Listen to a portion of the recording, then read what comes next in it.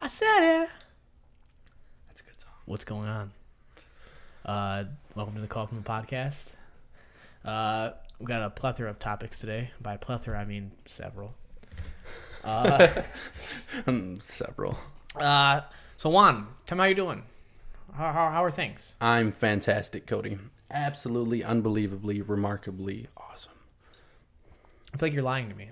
I don't know. I'm all right. Well, the truth comes out then. Are you ready for another exciting episode of the Co-optimal Podcast? Yes. Do you know what we're talking about today? No. I'm just playing, guys. I'm not going to answer every question. Keep smacking the table with your long-ass leg. I'm 3 feet off the ground right now. So. It's the tallest Juan's ever been. 3 feet off the ground? Boobs? What? Badoomts.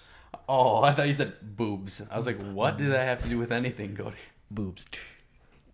All right, so we're going to talk about a couple things today. We're going to talk about some of the movies that we've seen recently. We're going to talk about if your husband is playing more video games than having sex with you, what you should do. We're going to have some Lootbox controversy. Everybody loves that. It's been going on for a while now. Overwatch players upset with how this competitive season's starting off so far. And Comcast talking about cutting internet speeds. And a few other things if we have time, depending on how things go. So Juan, tell me. Now you had said that you're gonna go see A Quiet Place, and I said I was gonna try and see it that weekend too, and we were gonna talk about it on the last podcast. But unfortunately, I did not go see it at that time. Almost immediately after recording the podcast, I went and seen it. I went and seen it. Oh, you went and seen it? Yeah, I saw it. What? Yeah, I went and saw it.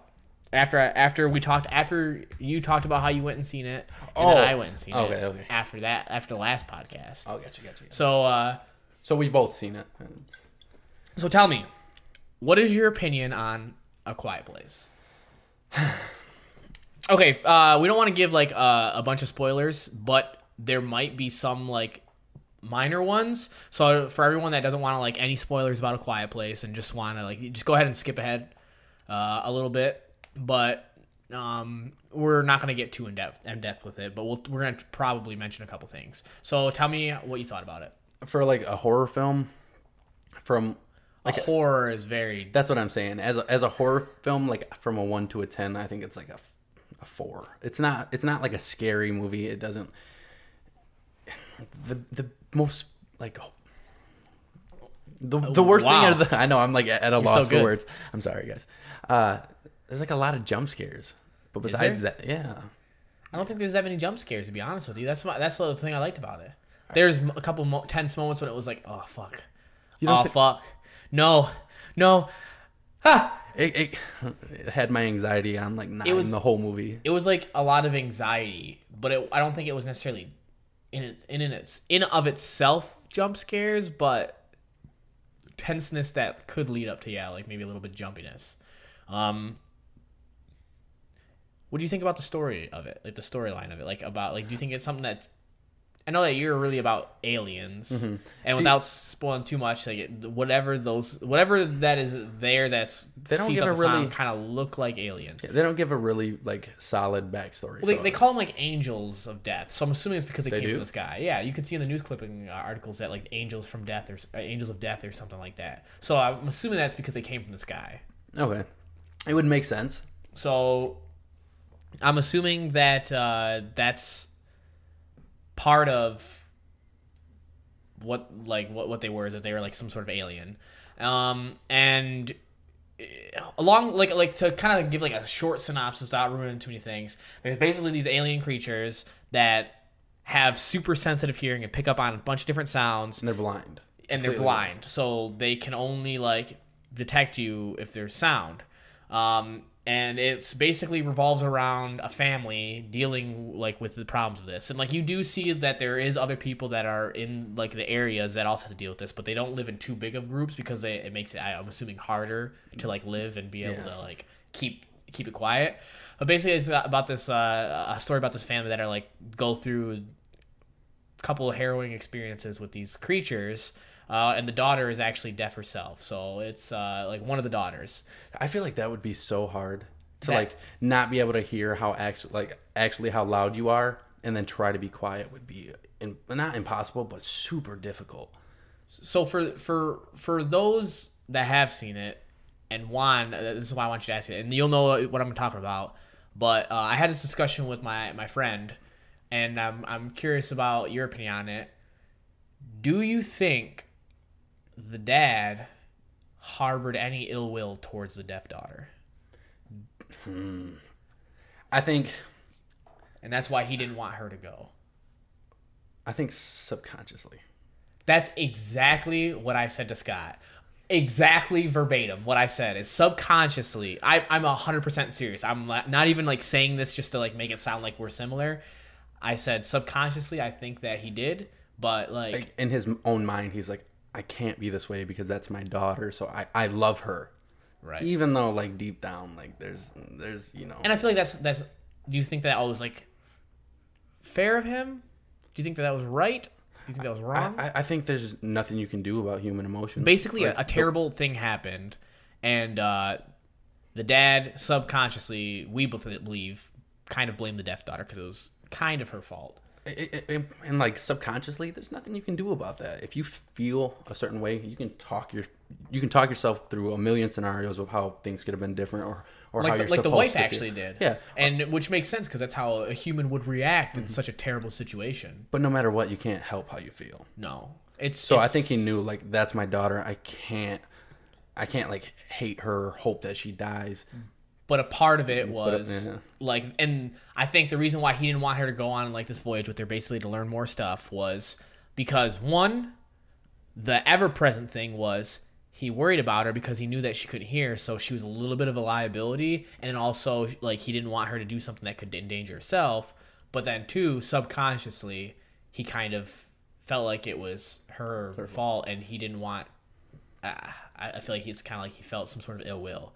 But you can see in the movie that he actually does really do care about her without spoiling too much, and he does care a lot about her. But it shows at the end. But subconsciously, I think that it prevented him from being able to really reach that level until like near the end of the movie, because he did all that stuff for her, and he cared about her, and he wanted it to be like fixed and like and stuff like that, and he wanted to help her, but maybe that was his way of like kind of showing his affection, was doing something to help her instead of actually being a father figure, because he felt like he couldn't fully grasp how to like be that father figure at that moment with her.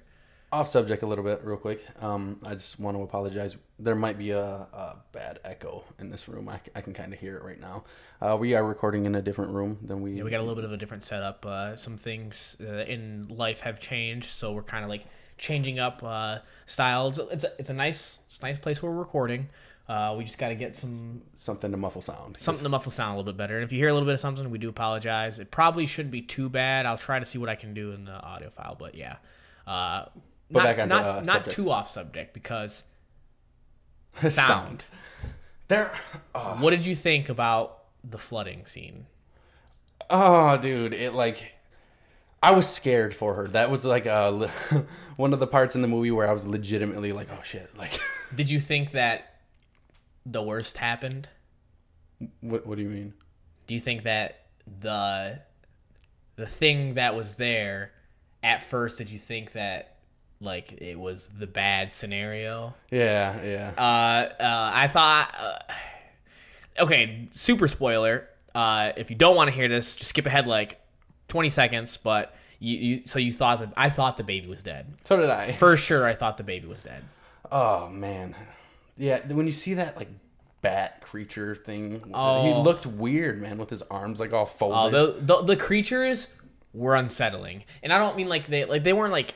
I wouldn't say that. I mean, it was scary. If I saw it in real life, I'd be scared. But they weren't scary in the sense of like it was trying to scare you. It was like they were like skin crawl. They were unsettling because they like moved in such a way, and they had such like mannerisms about them. It was disgusting. It seemed natural too. Like they did a really good job at making like their movements seem natural in a very unnatural way. Yes, it was like realistic is how I would describe it.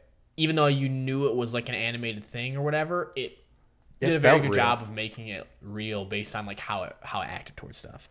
All right, yeah, I think that it was There was one point where like they zoom in on that weird like ear thing it has, and I didn't get that. Like, so it zoomed in on it because it was showing that like I think that it was like kind of like showing you that it was super sensitive to like any sort of hearing, and like its main muscle in its head was like eardrums, like vibrate, like something that picks up vibrations. It was kind of like to like point out things near the end of the movie of like how that would affect it so bad. What'd you think about the guy, the old man in the woods?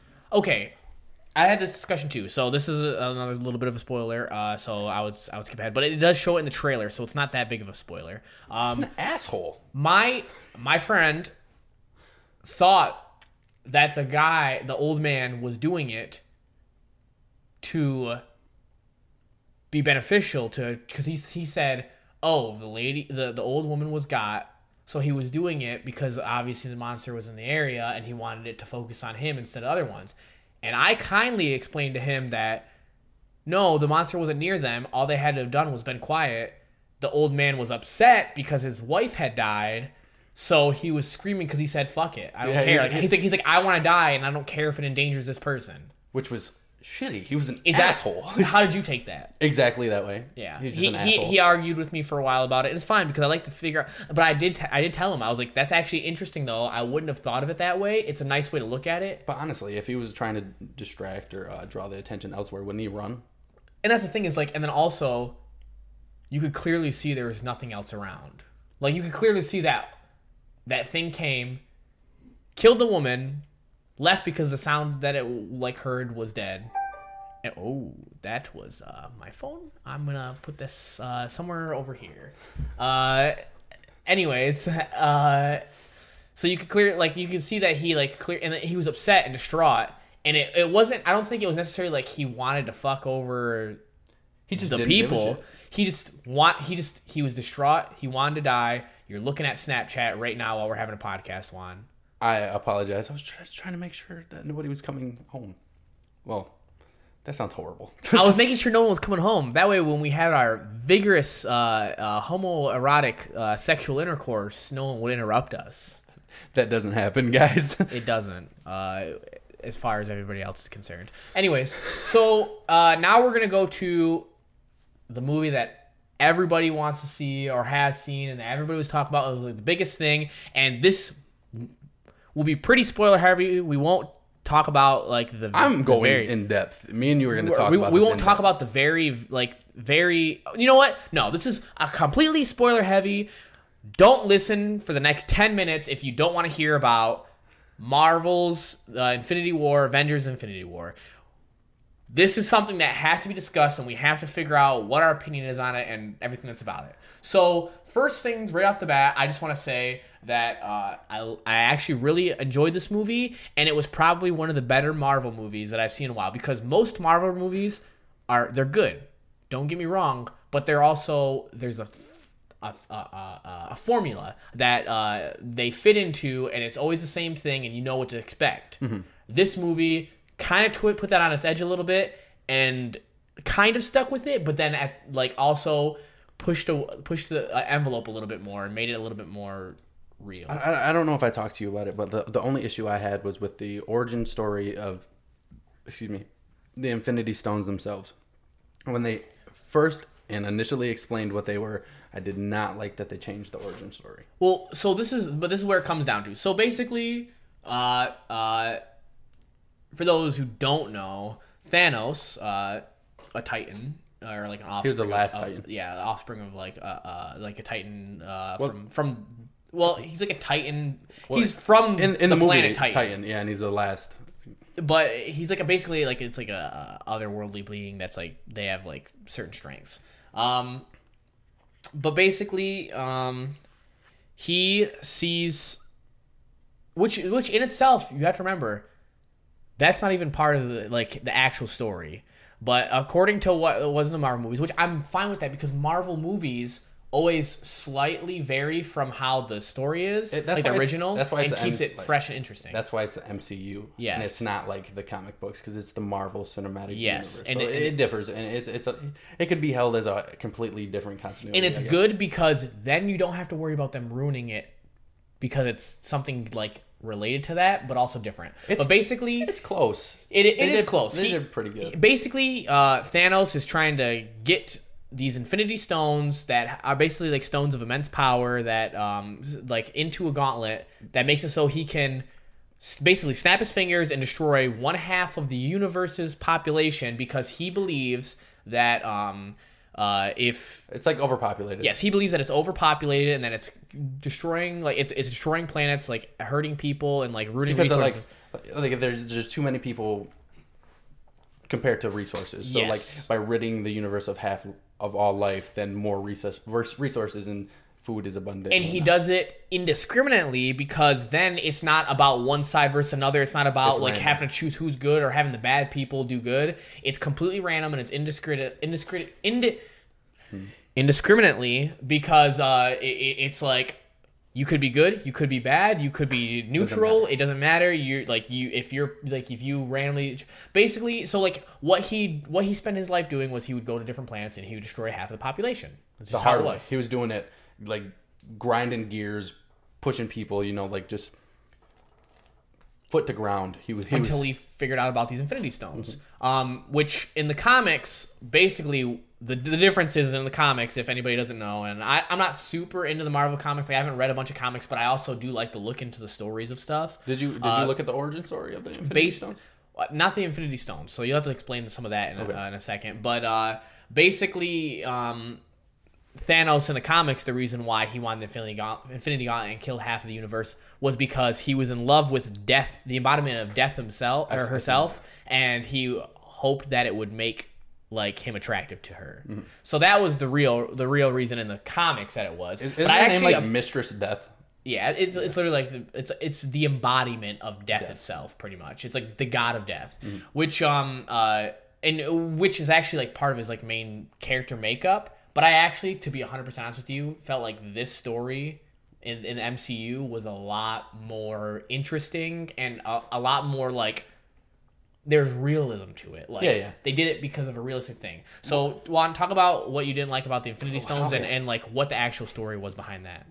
Okay, so let me rephrase. It's not that I don't like the origin story that they gave it. It's like they only told half of it, and it wouldn't have been that.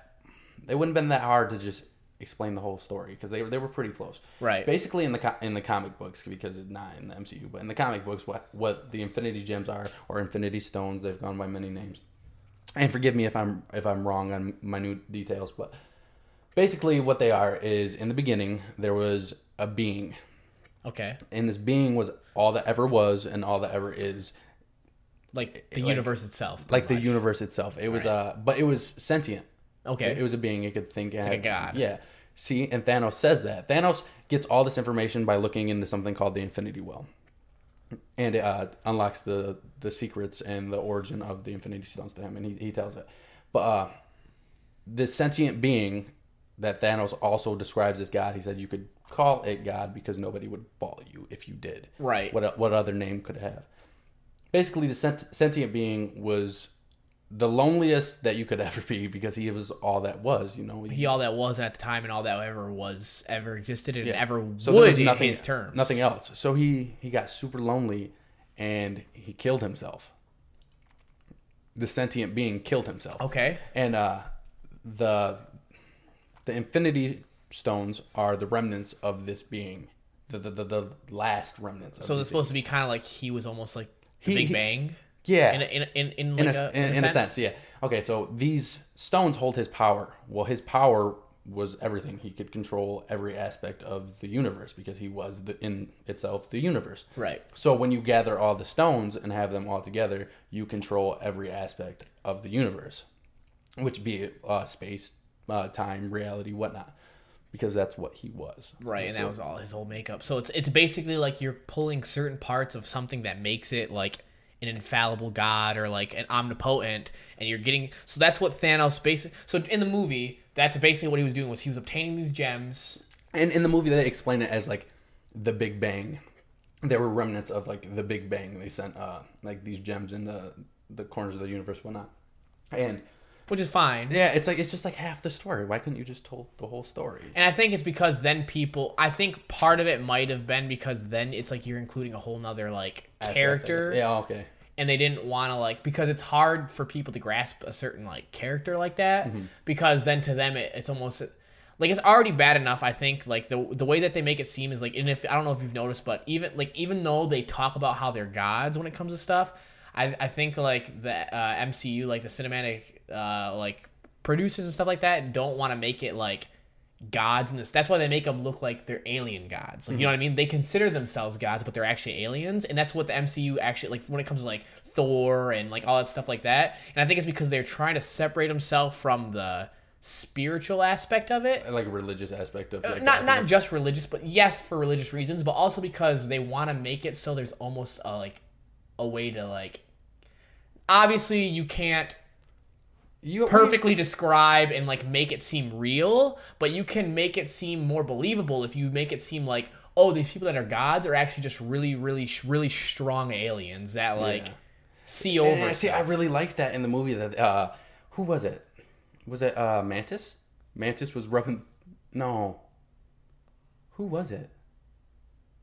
What happened? They were rubbing Thor's muscles.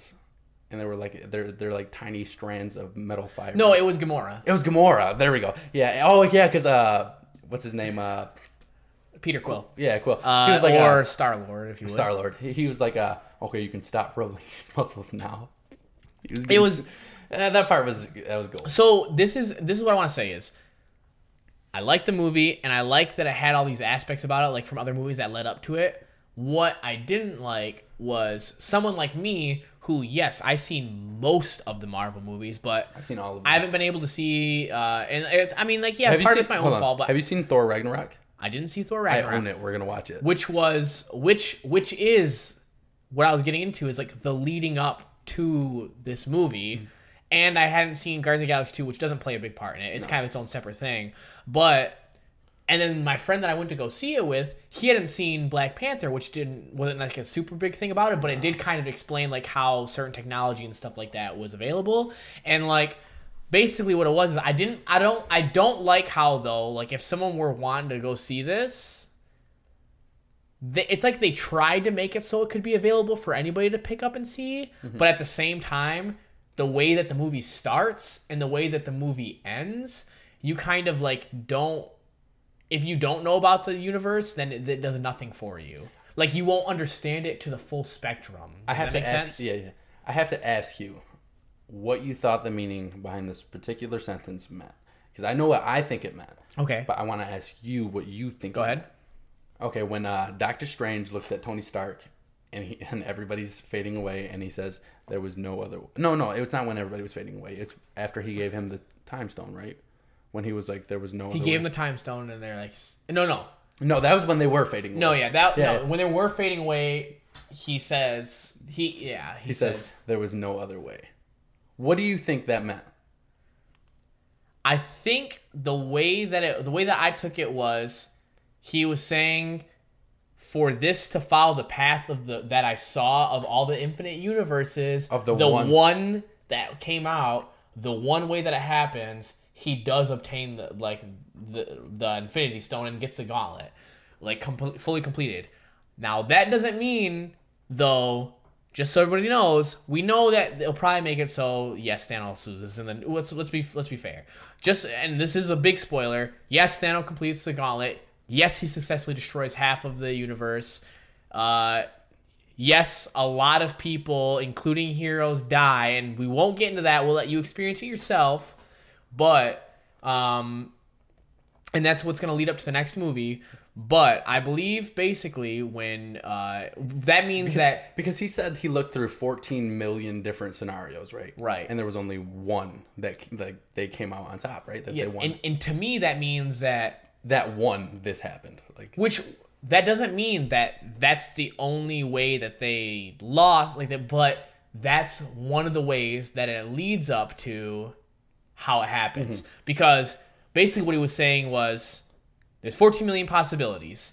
in a million of them, this didn't happen, and you guys still lose. Like, right. That's how I took and then it. And then in 12 million and not 1299 million. I don't know what it would even be, like, or 13 million. I don't know. It's Cody math. I don't know it. He did obtain the stone, and we all lost. But in that 12 point whatever million, when he does obtain it, there was one time where when he did get it, it led to this happening. So basically what it was to me, and that's why I like it, is because he's not saying that to me, it doesn't mean that, like, he says, like, oh, we're going to come out on top, but the only way that we could is to first hit the lowest point, because that's how this way went.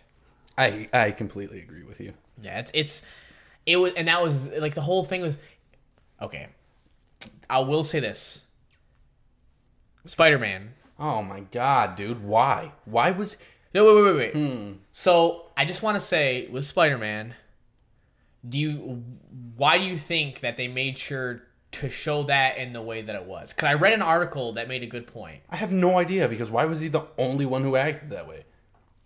To me, for me, and also because of what I read, and it makes sense, to me it was because we saw that Spider-Man does have the spider sense that everybody thought he didn't have, and the way that the article described it was his spider sense allowed him to know what was going to happen. Oh, no. And so he felt every bit of it and knew exactly what it meant. So as he was fading from existence, he felt and knew it was going to happen, and his spider sense amplified it to a point where he knew every last bit of it. And that's why he was the only character who's aware, who knew exactly what it was, except for the end credits, which is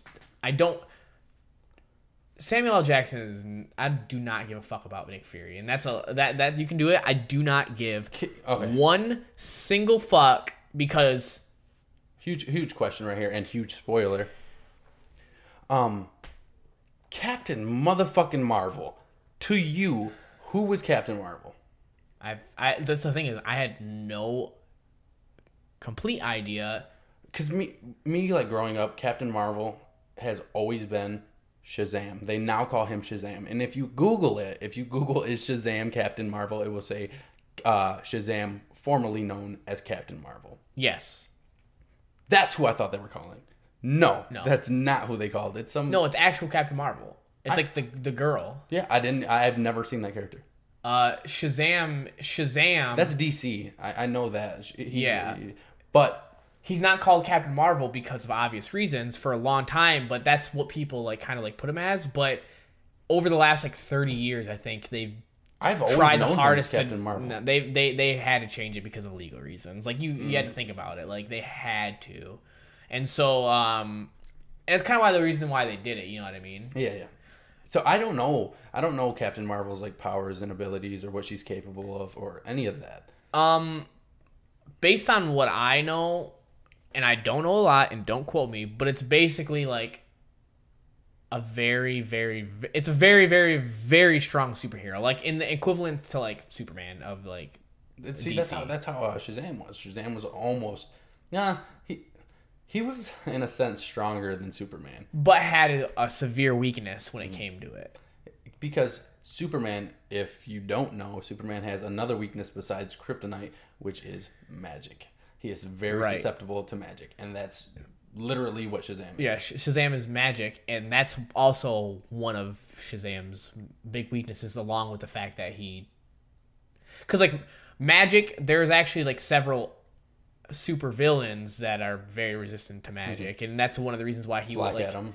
So, and then also he has his own like, you just have him say his name and he's gone. Like, so like it's like that's a big weakness, because like the way that they did it, it was like easy to do, and he becomes a weak, pathetic little boy.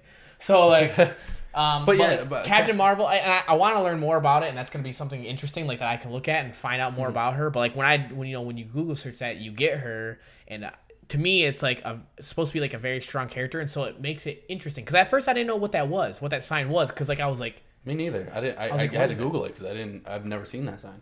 And then I saw it and I was like, oh shit, that makes sense because I had heard talk about that. Why the hell does Nick Fury know who Captain Marvel is? Why does he have like? I have no idea, and I'm sure they're gonna explain it. But basically, it's Infinity War was a great movie because what you thought wasn't gonna happen at the end of the movie did happen. They made it so there's a twist. I thought somebody was gonna for sure die who didn't die, and it makes sense to me now for the reason that they didn't. I thought Captain America was gonna die. To be 100% honest, I'm fine with him not dying because like, okay, I don't mind him. The person that I wanted to die, and this sounds terrible, and spoiler, but I really, really wanted Iron Man to just fucking die. Why? I love Tony Stark. Because this iterate, first of all, I love Robert Downey Jr. As Tony Stark. I love Robert Downey Jr. and I think he makes a great Tony Stark. But I think that 10 years later, his time has come. Pick up a new mantle. Like Hugh Jackman. End what you're doing. You become like such an icon, but you're actually kind not. Of milking it. You're not as good as like people think you are. The first Iron Man was really good. The second one was really good, pretty good. Mm-hmm. The third one, I don't remember shit about it, and I seen it, and that's how not good it was. Yeah. I barely remember anything about it. Every scene that you've been in, related to it, every scene that he's been in since then, forgettable. Like you don't really care that much because like he has a good overarching like story to it, but he's always the same. Iron Man, sarcastic. Iron Man, yes, he was sarcastic. He's a playboy. He's like all this stuff. Like but the thing that bothers me is that superheroes at some point come to their senses and understand. And like, yes, he was a little bit better than he was, but they come to their senses and they get to the point where they're supposed to be. He never got to it. He was never a superhero. He never cared. Even at the end of it, he was still a prick for no reason. You didn't think it was great? Like the back and forth between him and Doctor Strange was just great. I thought it was great, and I actually really liked it. But to me, this was a signifying point. Is yes, it was good. You've been good for what you've done. You showed a good side of like Iron Man, the sarcastic philanthropist, but also like a millionaire, like kind of an asshole, but also like still want to defend the right stuff. You've had your time. We enjoyed you. You should have died because everything leading up to this leads to you dying. Like to be fair, like everything has led up to the point he should have died. And when it happened, like when stuff happened and it made it seem like he was gonna die. It made me feel upset because, like, you know, like, oh, here's an end to an era, but like it was good. Like he did really good, and now it's gonna be. And then he didn't. And then all it did was make it so. Oh great! Now in the next movie, I get to hear about how you're upset because Thanos was doing whatever, controlling you. You're doing whatever. It's about. I think what they did. What the problem is.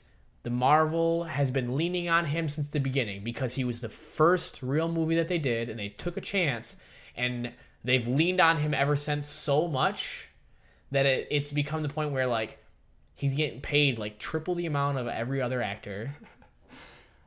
I like him, dude. He's always the same, and it's fine because people love him because he's a handsome man. He's very good in his role, but it's time. Like, you want to know what heroes I like?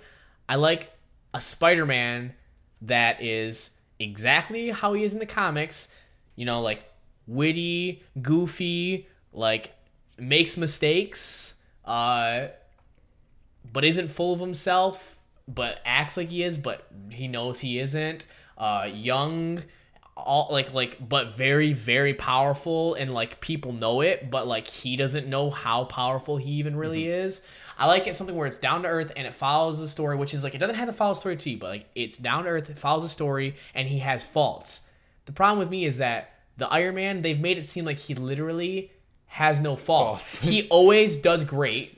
He always makes it out in the end, and to me that's boring. Makes for a boring storyline because. it always comes out where he's great.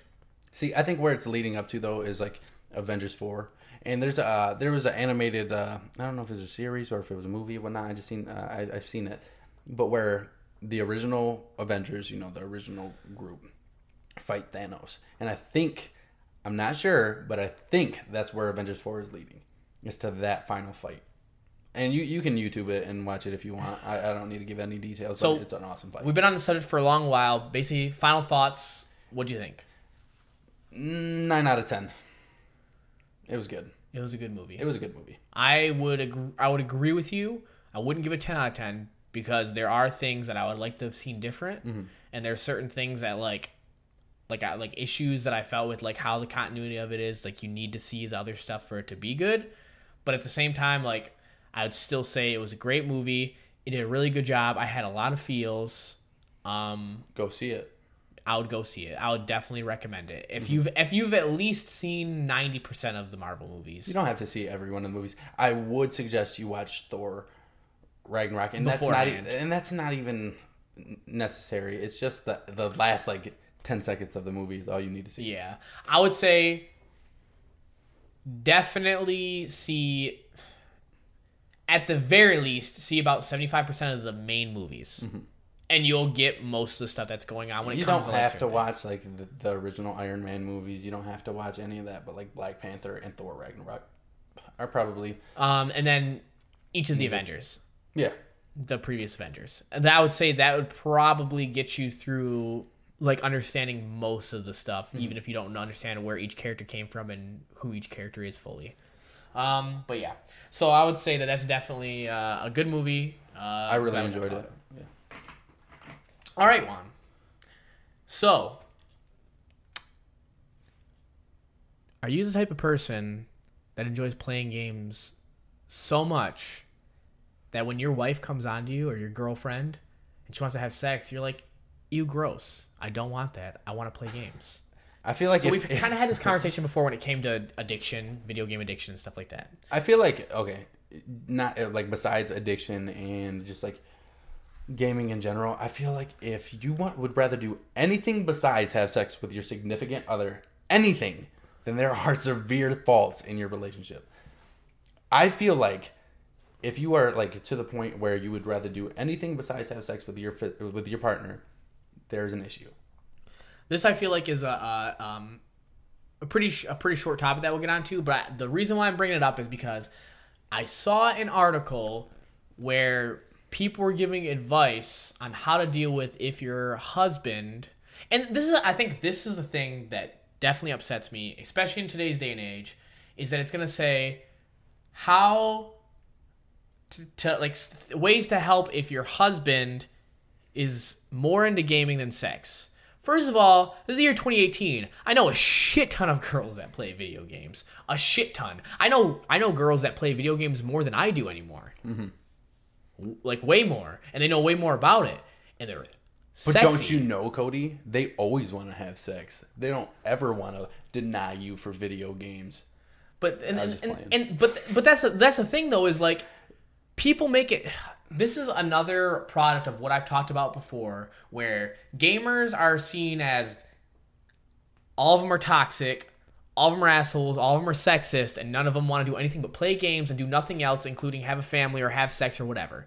To me, the reason why this bothered me is because, one, of that situation of if your husband wants to play games more than have sex, and two, the way that it described it was that these guys were literally like, excuse my French, but if the girls were rubbing their pussy on this guy's face, that they'd be like, I need you to stop, I'm playing this game. First of all, I don't know anybody that would be in that situation.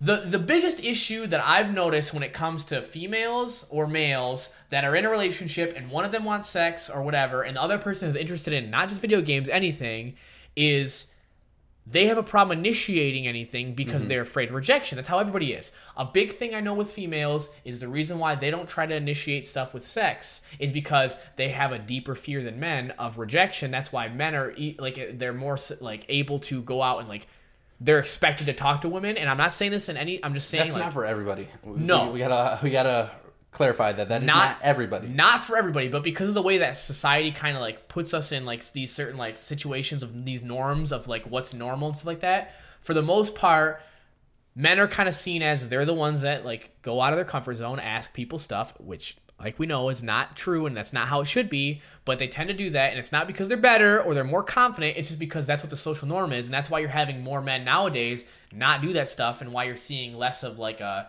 interaction like that, because we know that that's like not fair to have it so the guy has to go up and constantly talk to women, the same as a woman shouldn't have to constantly like feel like they need to deal with somebody hitting on them all the time or dealing with whatever. But anyways, so to me, it comes down to the fact that we look at it as... God, man, you cannot just say, I just want to play video games, I don't want to have sex. There's got to be a deeper reason for not wanting to have sex, because... Or do anything with your partner. But like, when we're talking about sex, at the core of it, if somebody doesn't want to have sex and they're in a relationship... Either there's deeper issues than there's deeper issues for sure, in some point of it, and I would say that one of those issues might be, what are you describing as they don't want to have sex? Are you describing it as you ask them like come on, let's stop this, let's do something else, like let's have like some fun, or let's do something? Are you actually saying that, or are you going up to them and being like, hey, and they're like, hey, like I'm playing a game right now, like what's up? And then you feel like they wouldn't want to have sex with you. So you reject yourself and leave. Because I know that's a big feeling. I've done it to myself with a girlfriend watching a video that she really likes or something like that. No one likes to be rejected. Mm-mm. But you know what? The number one thing that doesn't put something out for somebody and like make somebody want to like pick up the signs or know what's going on is if you never initiate it. One party cannot be the one that always tries to initiate things. You have to attempt to say your feelings and say what you want. Mm-hmm. You know what? Like, I feel like that's something that a lot of people actually find attractive. If someone comes up to you, like if your girlfriend came up to you and was like, put down that controller, and you were like, why? I'm in the middle of something. And she fucking like undid her shirt and was like, I'll shut my whole console or computer right off right there. I would be... playing with games. I'd be playing a game with friends, I would be like, guys, like I don't think I would say anything to you. I'd just leave. It really depends on like, first of all, the game. Like I would definitely stop, but like it depends on like the game and like what they're doing. Like if she started grinding up on me in the middle of like a League of Legends match, I'd be like, guys, I'm going to base. I'm sorry. I'm sorry. I turn off the headset and I'll walk into the bedroom.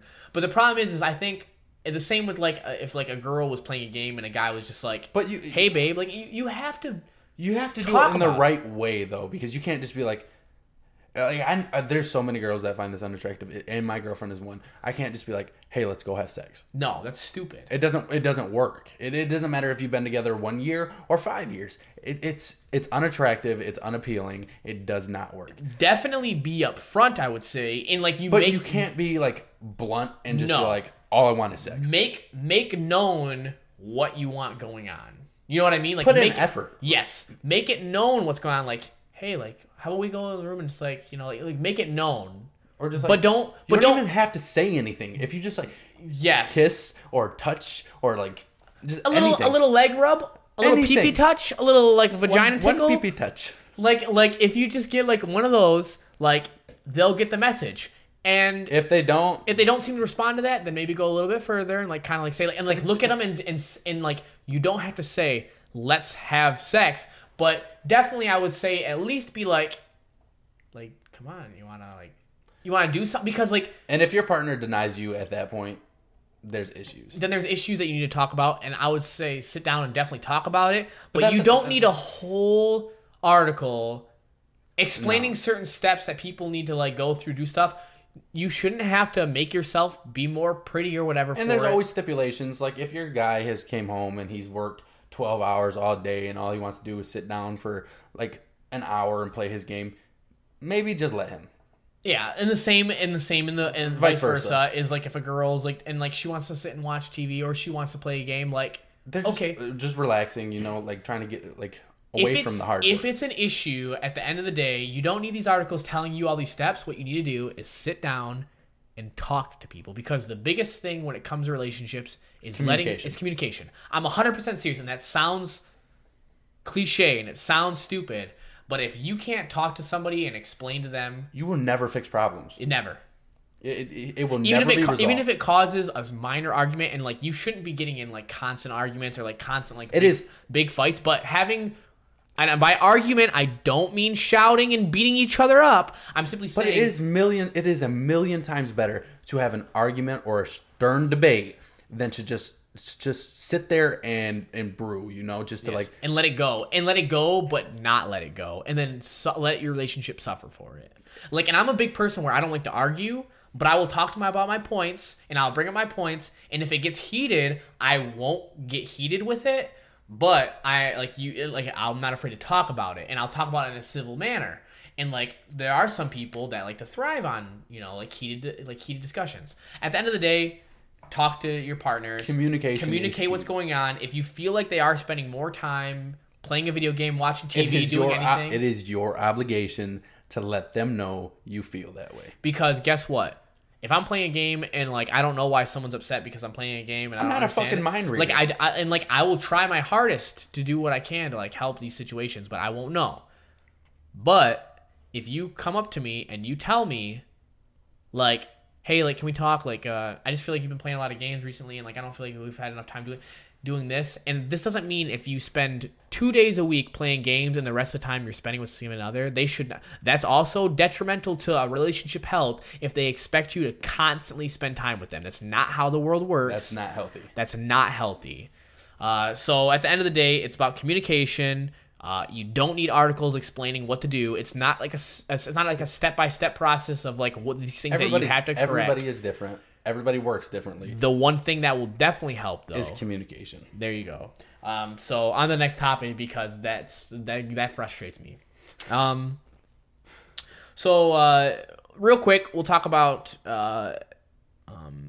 some controversy related to loot boxes. So it's been a hot debate for a long time now. I would say about a year, as like these at least of these loot boxes in video games that you pay money for them. Mm-hmm. In most cases, and you'll get more, and you unlock stuff, and you get random items, and it can be really good things that can benefit your game, whatever. And a lot of people in these recent years have grown quite disgusted with this practice because they feel like it's basically convincing people to spend money for random odds of stuff that's usually really, and like these odds in a lot of places have had to come out because in certain countries they require you, if it seems like gambling, to like give the odds. A lot of these odds are like 0.93% of a chance to get something that's like a legendary or something like that. See, there's two categories for me, and one's fine and the other's not. Okay, for me, the loot boxes that are okay are like Overwatch, where you can earn those in game. You do not have to pay like real currency for it, and you can get those. They're completely random, whatnot. That's fine. The issue I have with the other kind is where you earn these loot boxes and then you have to buy a key. And so those are the ones I have an issue with. And I would say I agree, but I also disagree, because at the end of the day, I feel like there is a small problem with all loot boxes, and it's the fact that they make them attractive enough and have a chance of getting stuff if you spend money. That so like basically what's going on is there's I don't know if you feel this way, and I don't know if it's like statistically backed or not. But do you feel like paying real money gives you higher odds of getting like sufficient loot? There's actually been proof in certain games where if you pay money, you get like a certain percentage increase. Because they've had to release it. I felt that way, but I've never known if it was real. It's not for all games. At least they haven't really like shown something for all games, but it's definitely like been proven for like a few of them. I remember a couple of them, like some of them were like not super popular stuff, but like something in like certain countries where they had to explain it. And I feel like it's a terrible practice. And there's one of the biggest reasons, and what I'm talking about, bringing this up for real quick about is certain states and countries are talking about banning the use of a loot box system, or banning kids under the age of 18, so like kids, from being able to purchase games that use a loot box system that requires currency to purchase. I feel like that's fair. And the reason is because nowadays it's so easy to get and obtain a credit card information onto any sort of system. And these kids are basically being shoved into their faces constantly a way to show like buy this, do this, have a chance of winning this. And it's, in a sense, it's like, yes, everybody's going to say, well, the parents need to pay more attention. But at the end of the day, with the way that currency works nowadays, it's not like cash where you have to go and ask your parents for money, they have to pull it out, they have to give it to you. This is like, oh, you have an automatic subscription, they're fine with paying $15 a month for you to have your gold membership. Once it's on your system, it's saved there now. Yeah. All they need to do is say, yeah, apply it to that thing. At that point, yes, you should pay attention and you should talk to your kid about that sort of stuff. But when you have something constantly thrown at you in that sense, you can only do so much. And there's going to be cases where people are spending more money. And to me, because there's also these things coming out with like there being rigged odds depending on if you spend money, to me it's like, yes, if you're under the age of 18, you should not. The only problem I have with this is kids that are under the age of 18 play M-rated games because their parents still buy it for them. You can't honestly tell if somebody is underage purchasing an item. You can't. There's no way unless you like. And even then, if you like somehow needed in like your ID or like your driver's license, the parents just give it to them. Yeah, because they're like, oh yeah, it's a game that has blood. I trust my kid. I know it's not going to do anything for them. But then you don't know what those in-game purchases. Look at, I don't know how touchy this is or not, but like most porn sites, if you go to a porn site, it will tell you like content is strictly viewed for people over the age of 18. Right. I was 16 watching porn. Yeah, like it happens, and there's nothing you can do about it. No, and like so, like if you're gonna do something that like it subjects your kid, I don't think you're bad for doing that. To me, they need to learn these things. They're gonna learn at some point. There are certain things that you shouldn't subject them to, but to me, that's not something that's gonna be like detrimental to their well-being as long as you explain to them, you know, why things are the way they are. Mm-hmm. At the end of the day, though, when it comes to where it's so easy to obtain money, or even if they're using their own money that from whatever they're doing, like throwing these things in their face that make it so you get better odds, that make it so you get more stuff, that make it seem like it's such a good idea. To me, I feel like the loot box system, when it comes to being paid, has to be heavily looked at as, is this really what we want to do? Because I'm all for people paying to be able to get certain items like that are like cosmetic and stuff like that. See, I have no issue with cosmetics, but when it's like pay to win, when it's like this gives you like the foot up or like a or even that, do you really want to spend $100 on loot boxes and you're a grown adult and you're allowed to do that? Is it really right if you spend $100 and you're told countless times that doing this, even though, like, yes, you're supposed to use your own judgment and you should know better, because it's supposed to be random, but when you have things constantly in your face, if you are young and you're tangible, you're moldable. What's the word I'm looking for? Frivolous. I don't know. No, it's not right. But if you spend frivolously, but if you're like, if you are easily like fall for certain things, then like basically what you're doing is like you're getting told constantly about how you're gonna get this good item that you need. Maybe not like because it doesn't help you per se, but it makes it so, which there are games that still have those, and people say they're frustrated, but people still buy them. But like it gets you like a cool legendary, and you get told, oh yeah, you're gonna get a legendary if you buy 100 of these. Like it's got to happen statistically. Like you have to. It's 100 boxes. But then the people that spend $100 and never once get those items that you're looking for, is it at the end of the day really like fair or cool? Like, do you really like, is that something that we really want like our player base that's playing to feel like if they spend $100 and they don't get what they're looking for because you offer no other way for them to get what they want? Like at the end of the day, if they're gonna spend money, that seems like a bad business model. To me, honestly, right? And to me, it's like if they're gonna spend money then let them spend money to be able to buy that legendary skin. Like, I get that you can, like, in Overwatch, you can use gold, yes. But at the end of the day, you still have to play enough where you obtain that. Yeah. So you're telling me that it's not fair if they can just buy a legendary because they should be able to have to play and grind like everybody else, but it's okay to spend for them to spend $100 to get that because, oh yeah, they're spending money, so they get a little bit better of a chance, but they still don't get it. That's fair. To me, it's like, no, you just want money. Even with Overwatch system, and I like Overwatch a lot, it's still a broken system, and something needs to be addressed with it. Yeah, I'd agree. But yeah, that's loot boxes. What would you say your final opinion is when it comes to loot boxes? To me, I don't like them. I understand them if they're completely free and there's nothing like related to it. Like that causes severe advantages. I like the weeklies on Overwatch. I like that concept. You have like 5 boxes that you can get a week after you complete 3 games, and you have a random odds of getting skins. I like that idea. I do not like the ones, and like that would be so much better if you could not purchase loot boxes at all, because then it would honestly show like how much you grind and stuff. You know, like odds alone. Like if you've seen a profile who had like all the legendaries, and the only way they could do it is if they played 9 games a week, like that dude probably spent a lot of time grinding. Right.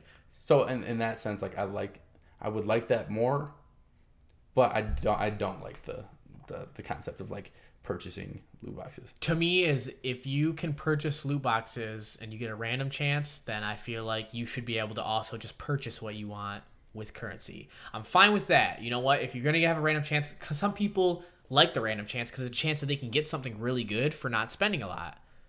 But when you make it so there's no other way to obtain something except for by random chance, and like, yeah, you can play to grind for it, but like you can also pay and it's just random chance, it's not right. Yeah. And to me, that's why I don't like Overwatch's system and why I've never spent money on loot boxes, because if you're gonna make it so the only way that I can get it is a loot box, then I'm not interested. And the only way to get that currency, that gold or whatever you want to call it in Overwatch, is to get duplicate items. Yeah.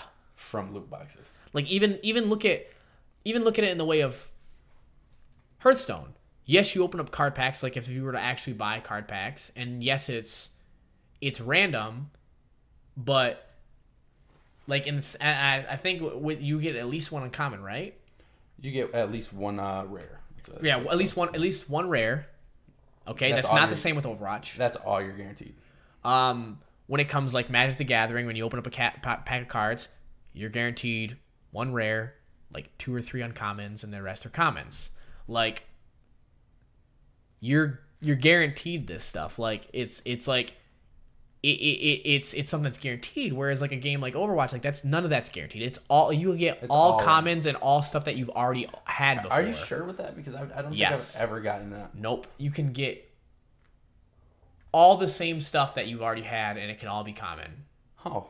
That's how all Blizzard stuff is. Because I play Here's the Storm. I play Overwatch. Like they both have the same like sort of like random loot box, and you can get the same mechanics. You can get all the same stuff from it. It's all the same, whether you own it, whether you don't, whatever. You get some gold for it, that's cool, but you still get all the same stuff, and none of it, and it's not even all the same stuff. One of them is like a rare or legendary. I've gotten like 3 loot boxes that I've opened up. I've got each one was like all commons except for one had like one like rare or whatever, like blue. Like, see, I thought that's what you were like in Overwatch, was that you were guaranteed at least one of the blue. No, you're not at all. You're not. That's shitty. Yeah, you can get all commons, and that's like a meme. That's like a joke about it. Is like, let me spend $50 on this, and then you get all commons of stuff that you already own. Oh, that's horrible. So like it's that's when it becomes an issue to me. But yeah, speaking of Overwatch though, want to talk about real quick.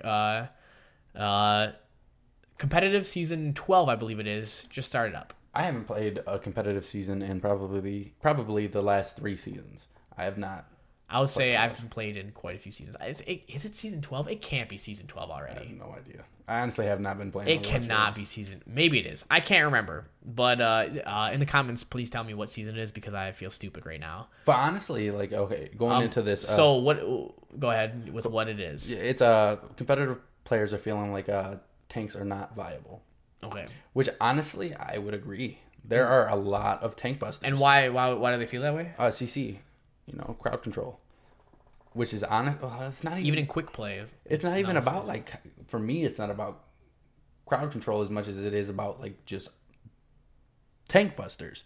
Like you have Bastion, who's from the beginning of the game has just melted tanks, and now we give Hanzo his new ability, the volley that just melts tanks, and then you got Brigitte, who is a healer tank, and it's like, and like she's the big thing when it comes to like this season is people are saying, especially with her, is that yes, CC she's a tank buster because her ability can go through all these shields. Like not her ability, her well, like technically, yeah, like her stun can go through a shield. But then they made it and so where her weapon does too. I don't know if it's still on there because I haven't looked at any of the new patches or not. But I know they made it to where Reaper's Death Blossom ignored barriers. What? It ignored barriers. When? It was the last time I played Overwatch, and I did it. I actually have a clip on my computer where I jumped down and I just melted a Reinhardt. That's stupid. It's dumb. Do they think that like Reaper was a little over or underwhelming at the time or something? I have no idea, and I hope I'm not wrong, but I'm almost positive. That seems so horribly. To me, a barrier should block everything unless it's like a specific like the way that ability is like specifically works because of certain ways. Like Symmetra's light ball that like shot through stuff. It's because it's like a light ball that like ignores that sort of stuff and it doesn't deal crazy amounts of damage, but it's supposed to be able to ping through and still make it so like you get punished if you get hit by it. Barriers are supposed to be like destroy them. For me, there was no reason to do that. Like that makes no sense. There was no reason for that. That's the biggest thing is like people are feeling that tanks are they're not viable. There's no real point in picking them because you could go with other setups and still be fine. Mm-hmm. If you could run like a dual support, like double healer and like no tank, just straight DPS, and you'd probably do fine. Yeah, maybe like a defense that's like dive comps are really prevalent still. Yeah, and the thing is the thing that sucks too is if you're a type like that's another thing is they're talking about is it's so broken because of the CC that people that get behind enemy lines now that are like opposite that are with these people that like have like a Bridget or like a lot of CC, then you don't have a viable team comp at that point either because the minute you dive in, you immediately get stun locked. And like I want to say that people are just whining, but I've seen this firsthand in the sense that I myself played like Bridget or Brigitte or whatever her name is for the first time a few days ago, and I literally ended the match with 5 golds in a 3-round match, and she's broken because all you have to do is stun, knock people back, stun, heal, knock people back, stun, stay on the point, knock people back, put up your shield, and okay. Continue, but I googled Reaper. Okay, and so what it is now even dive comps. So basically, what it is if you have a group that has like an Ana with her sleep, it has a Bridget with her 2 different CCs, and it has either a McCree with his stun. Basically, if you have like a 3 CC setup, you can keep dive comps under check because the minute that they dive, they get stun locked, and you can keep comps that are set up with like tankier setup. You can keep them stunned long enough where you can burn their health down quickly by just throwing up like 2 different stuns at like the right time and then just melting them with your DPS and just focusing them. Where before, like the tank was meant as it's supposed to draw the focus. That way, everyone else could kill everyone, but now they can die so easily because when they're drawing the focus, they just sit there and let themselves get killed. And I even had a guy say, I literally, like, I was Bridget, he was like, I literally, with the comp that these guys have, I I stood in place for 10 seconds and then died. That's horrible. He's like, I literally am not even having fun right now. Okay, so this was from a while ago, but right here it says developer comments. Previously, Reaper's Death Blossom would target barriers, but not the players behind them. This change will make it more effective against shields and consistent with how other auto target abilities work. And it says like McCree, Deadeye, Sentry Turrets. So basically, what it's doing is it's targeting the players behind the barriers, which means it won't. The barrier still is effective, but it targets them. So if like they clip through the barrier for a couple seconds. So I was wrong. Right, but it still makes sense because what it means is. But I get that it's like a target thing, but to me, when it comes to Reaper, I didn't even think it was targeted. I thought it was 360 AOE. But I guess it like it pinpoints on the characters and when they stand and to me, that's not needed for him because like it should just AOE the barrier and everything in general, and it should smack it. So I don't know it, because then if it focuses on the tank, then like I said, all it takes is like. If you don't have like precision with that barrier, that's a big barrier, and like you're 1 pixel into the frame of the gun and it hits you, like you're gonna get smacked every single time now, and none of it's gonna AOE against the shield, so it smacks you every single time it ticks. That's garbage. So yeah, I think they need to do something about like tanks. Yeah, either make it so tanks have. I would say this is my theory. Make it so tanks have more like how in certain games there's something like called like tenacity and stuff like that, but make it so like CC effects are less effective on them. That way you don't have to take away other characters like abilities, because to me that makes it so then you're just making them like lamer to like just like make it so tanks are better. But or you would get the same effect if you just increased health. I'm about to say, or make it so the cooldowns. Or that, but make it so the cooldown on those are just like a couple seconds more, because then they can still do it. But like Bridget's, like I can like shield bash, like it's like every 5 or 6 seconds. That's ridiculous.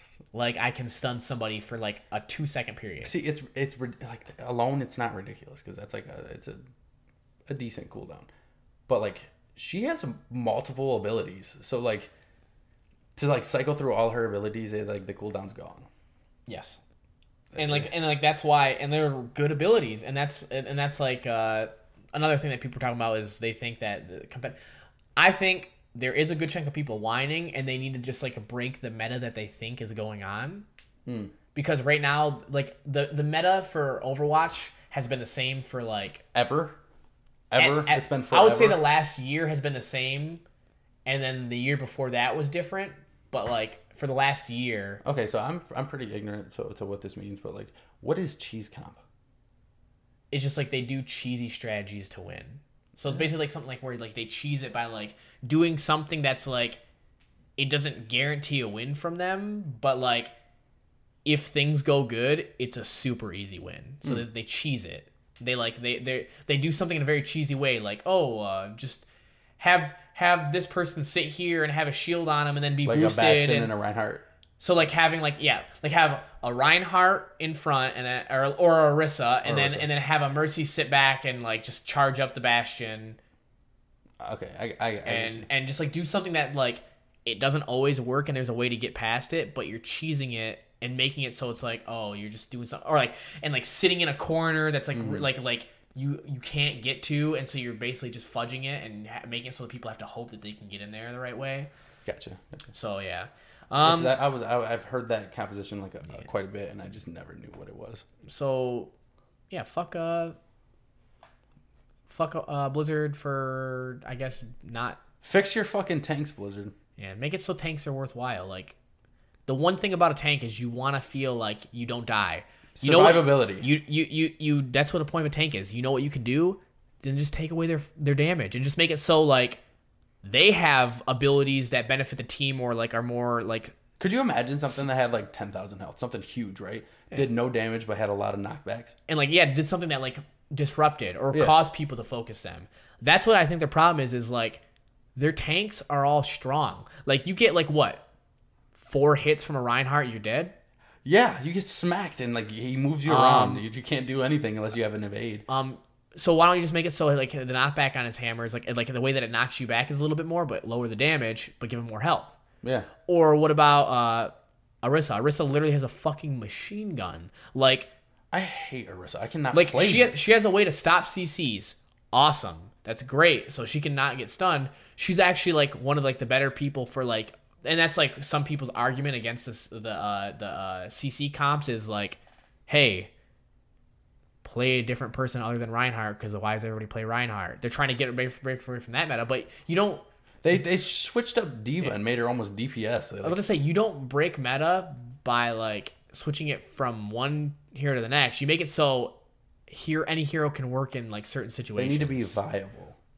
So I would say the way to really fix it would be to lower the damage of these tanks and just give them ways to make it so they can disrupt more but have more health even though they don't do a lot of damage. Because tanks in like an MMO RPG where you are like trying to keep aggro and stuff like that, and for people that know, like just to keep aggression on you and keep things attacking you, them having decent damage for that, and I don't mean like super strong, but them having decent damage for that makes sense because it helps keep aggro.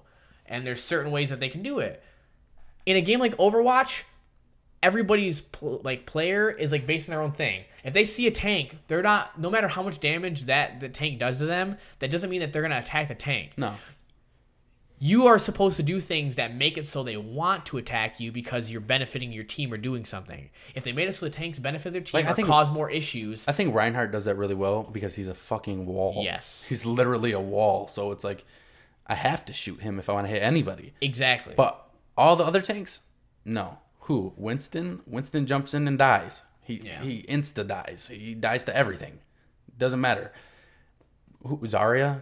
99% of players can't even play Zarya. Yeah, and she's very difficult to master. If you master her, she almost always works good. Like because you can play her really well and you can keep the berries in the right way. Skill curve. But her skill curve is so high that if you you can play her, but if you want to play her really good, you have to spend time and hours. Really try because it's like her shields to get the right cooldowns on the stuff and make it so and guess what she's still about? Building up shields on people and dealing damage. It's not a tank. Orisa has 400 health. She's the same as Zarya, except she doesn't block damage like Zarya. No, she just blocks in a different way. Like, no, she's not invulnerable, but her shield's really tough and it can be thrown down all the fucking time. All the time. And she has CC, like preventative. All that's cool for me, but why are you still focusing on that damage? Why does she have a machine gun? I get her lore-wise, but why do you have her deal so much damage when she's a tank? But she also does have like a really bad weapon spread. To be fair. Yeah.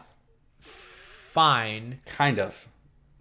But when it comes to if you're gonna make it so she melts other tanks. I think she's fine. I think her and herself is fine.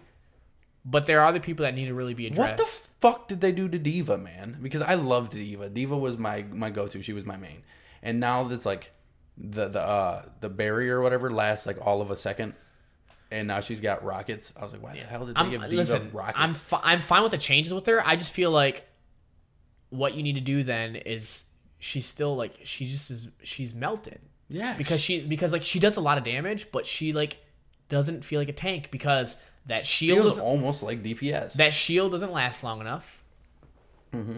It doesn't. And so your main thing is like, yeah, you can take some damage and get in there and really like, but like it's still about putting in as much damage as you can instead of actually benefiting. How about make that shield just last like 1 more second longer? Something. 1 more second longer, or make it so the rockets like, if you hit them with a certain amount, it disrupts them. Because yeah, you do get bounced around a little bit, but it's more about damage. If the rockets' damage was increased, right? Because they just recently got decreased. Right. If they were increased and they weren't fucking lasers, it would still be viable. Like they just shot like 2 razors, like random, not random directions, but they kind of like swiveled and like swerved in the air, like they weren't dead on. Because if there's a Bastion who's in turret mode across map, you can hit him with every rocket. Yeah, you can hit him with every rocket, and he's just taking damage, and I don't know. I don't like that. There's a lot of balance things that I think that like Blizzard needs to work on when it comes to Overwatch, and I think that's like one of the reasons. I'm not a developer, and I can't really say like what you need to do.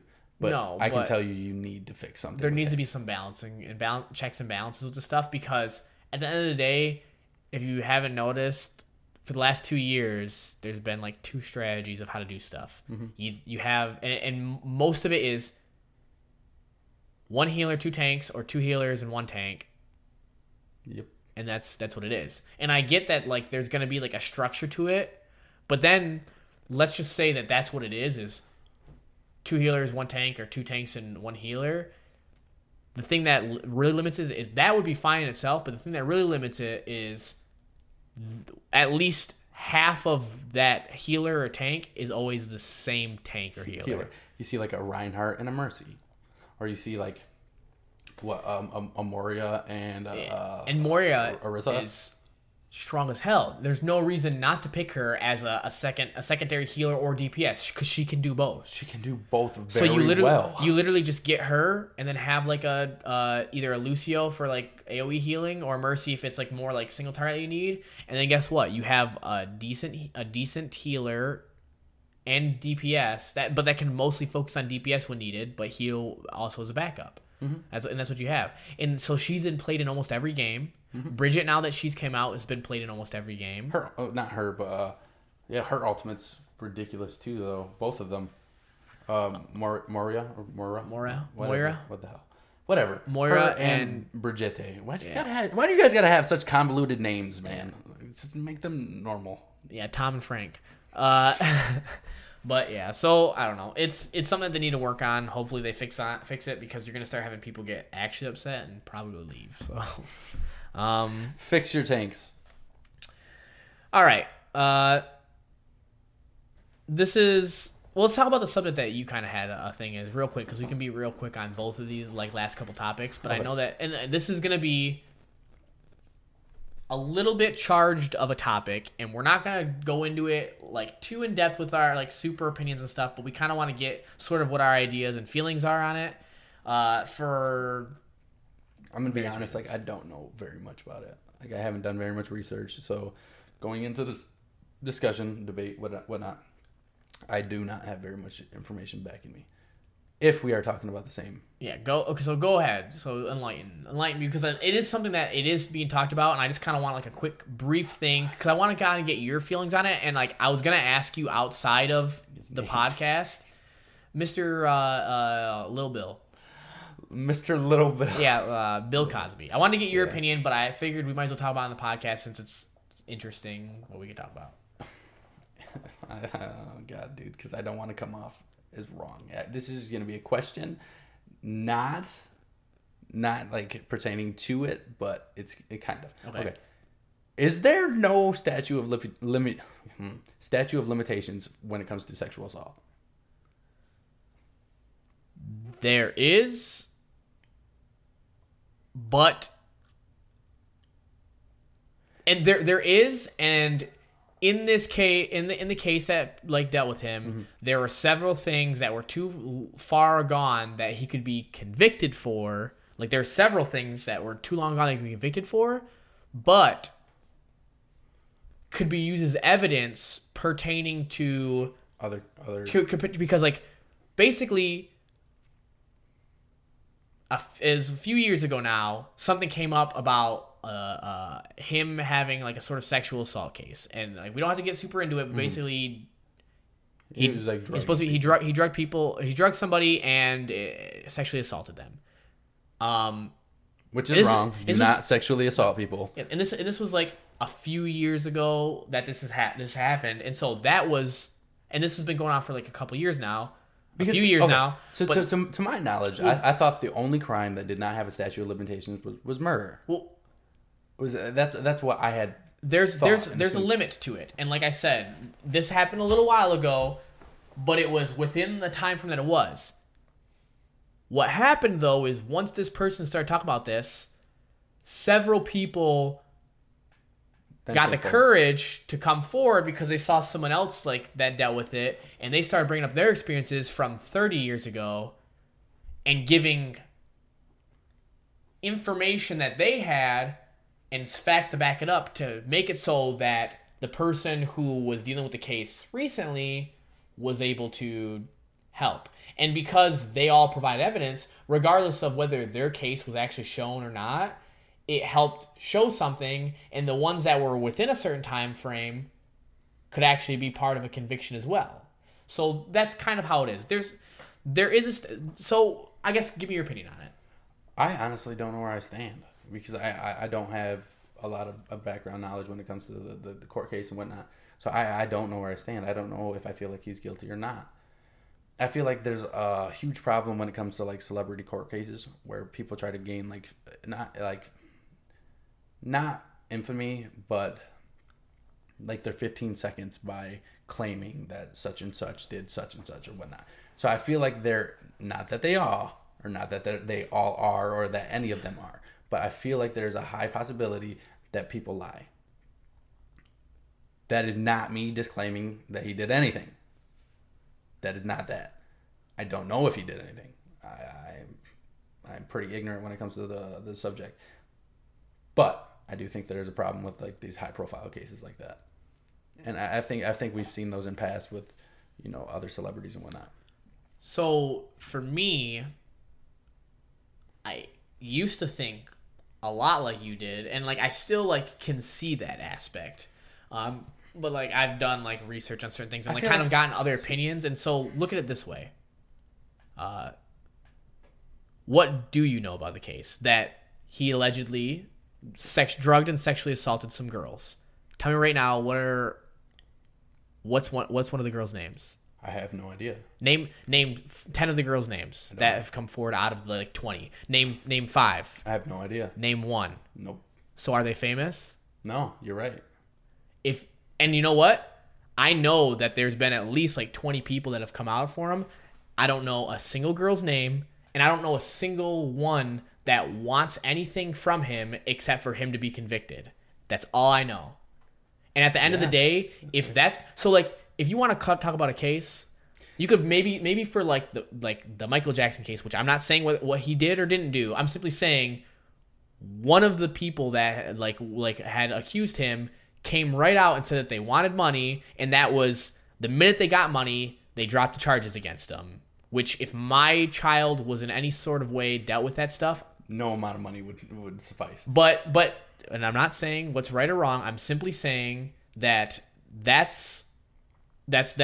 so you have something that shows up, and like that person became famous for that.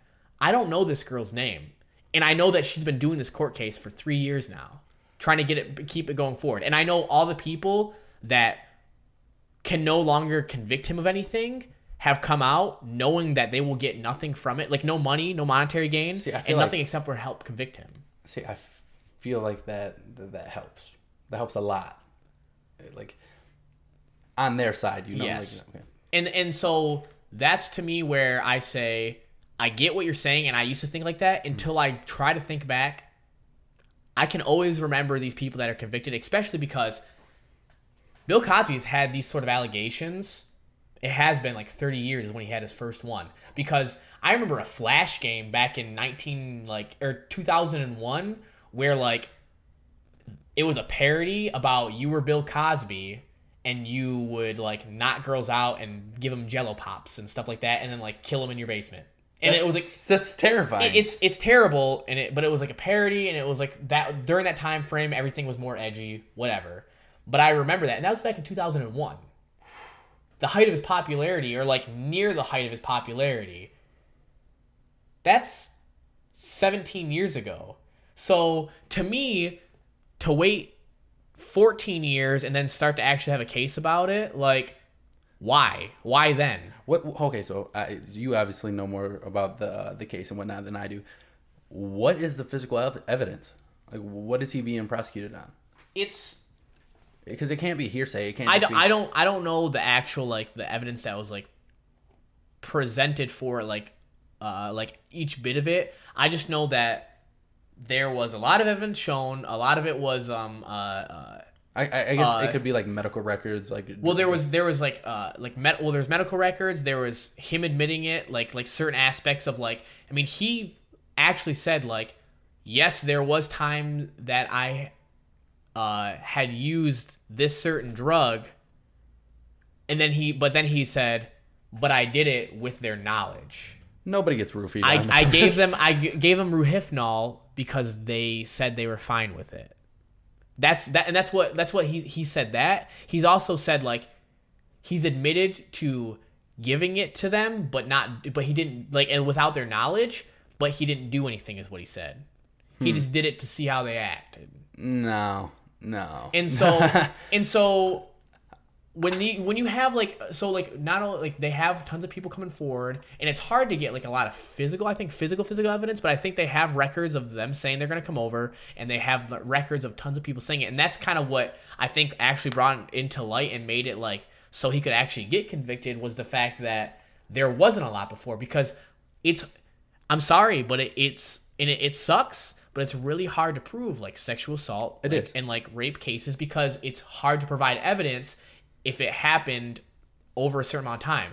Like, a month later, you will have, like, almost no evidence to prove otherwise, unless you have something that you, like, could show or text or something. Mm-hmm. But if it was, you went somewhere and you were sexually assaulted, and then you found out who it was a month later, there's nothing you can do. And that's why there are so many people that don't come forward, because who's going to believe that? Especially somebody who was once known as America's father. He was known as that? He's known as, like, TV's father, like the United States' like father, because he was, like, such a recognizable father figure. Now imagine if you knew someone was so famous, had so much money, and was, like, a nice guy, except for he was just a casual rapist. He drugged you and sexually assaulted you. Like, you don't come forward. And so it's like, to me, I get what you're saying, because, like, who would believe you? Exactly. And that's terrible to say, but, like, if you just come forward and you're like, Bill Cosby raped me, like, you have nothing to go by. You don't. So I guess that would be hard. And I am leaning more towards the victims. Like, right. It's to me, like, the only thing I look at it as is he's so old now that if he goes to jail, like, yeah, he's gonna die in jail for what he did. But at the end of the day, like, if it was, like, a maybe, and there was, like, a couple people that said it, but, like, there wasn't a lot of stuff that was, yeah. Saw that. Why'd he do that? Because that's the type of person he's. They talked about in court. There was at one point where, like, they were talking about, like, the drug things, and in the middle of it, like, he, like, gave, like, a little chuckle, like, he thought it was funny. Oh. And they, like, that was actually one of the things that they used and, like, brought up to, like, they were like, look at him. Like, we're talking about one of the things that he, like he did, and he's over there laughing. Like, it's like a joke. And to me, it's like, I'm not going to say whether he... guilty or not. I'm not going to say whether every single case was true or not, but I will say he definitely had to have done something for there to have anybody bring it up. Admitted to portions. Because why would he admit to it? And then why would someone bring it up to him? Because everybody can say, oh, this person did this, but, like, the times that happens, it's usually, like, one random person saying, oh, Bob Marley fingered my butthole one time. Like, you know what I'm saying? Like, it's something random. Like, oh, this is Eminem's child because he did this. And, like, then you never hear anything about it because there's nothing else talking about it. Yeah. This person went out of their way, paid court fees to hopefully get through it, to a person that, like, has so many... Like, you can say it's for money or for recognition, but this person has so much more of a chance of being found not guilty, and he was at first before it got taken up higher. Like, it was like a no, I can't remember what the name of it is, but, like, basically when there's, like, not sufficient evidence and stuff like that, and so it kind of gets put on hold. Insufficient. I said not sufficient. Yeah. Insufficient evidence. But basically, yeah, it gets set into like there's not enough to make it worthwhile, because, like, okay, even if she got $20 million, the lawyer that she had to pay for this whole time of dealing with this stuff is gonna take 70% of it. Yeah, she'll have enough money to like to live off of, but, like, it's a celebrity case. Like, if she why would you push it so far and go through so much stress?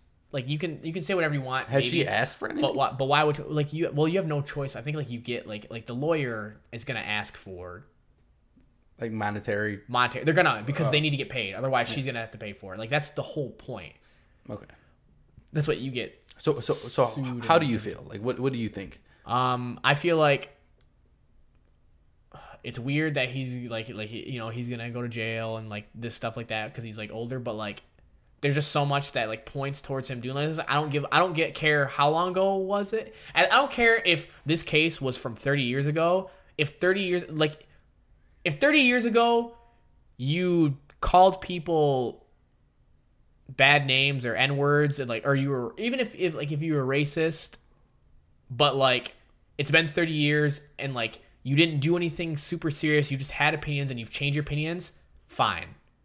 But if 30 years ago you raped somebody and you drugged and raped somebody and 30 years, and then you have like somewhere that said 15 years ago you did it too, that means, okay, it's so reoccurring. There's a pattern. Maybe you haven't done it in 15 years, but you're also 80, so maybe you just can't anymore. Yeah. So like, to me, it's like, that's not you saying something or thinking something. That's you actually drugging and raping people because you wanted to, and no amount of time makes that okay.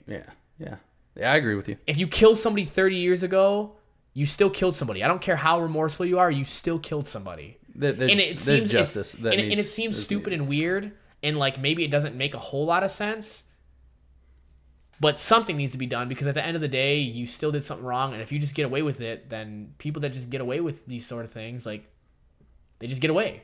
Like, it doesn't matter. Like, even if you get something, so you're at least publicly smeared and you don't go to jail or you don't do it, I'm fine with that, because then it puts a tarnish. So then at least when Bill Cosby dies, even if he gets to go to a nice, cushy, he will, go to a nice, cushy place where an old man like him can just like relax the last bit of his days and he'll eat decent, even though that'll happen, he still has to suffer with the fact that he's found out as the person who sexually assaulted girls after drugging them, and he's a piece of shit. Yep. And that's, I feel like, at the very least, what you deserve.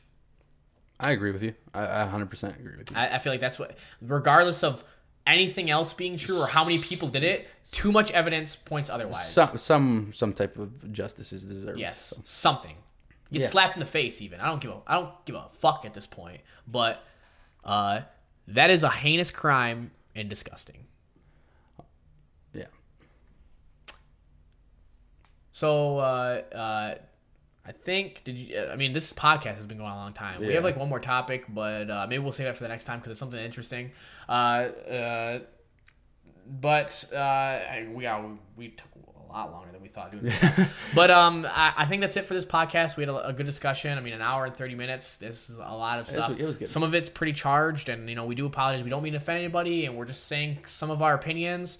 We're trying not to be too intense with like certain things, but I mean, if we don't get you out there and we're not transparent for you, then we feel like we're not being honest in ourselves. So you guys should know who we are, right? And if you don't want to listen to that before, if you don't want to listen to that, then when it starts talking about it, just don't listen to that part of the podcast. That's how I feel. Thank you for whoever did something to me on Instagram. Thanks for tuning in for the 5th. Is this the 5th? I think it's the 4th. Is it the 4th or 5th? Juan, this is the 4th. It's the 4th. This is the 4th. I was gonna say, if it's number 5, that's crazy. It isn't. I don't know. It's just. Thank you for listening to our fourth podcast, and we love you guys. I don't. Bye.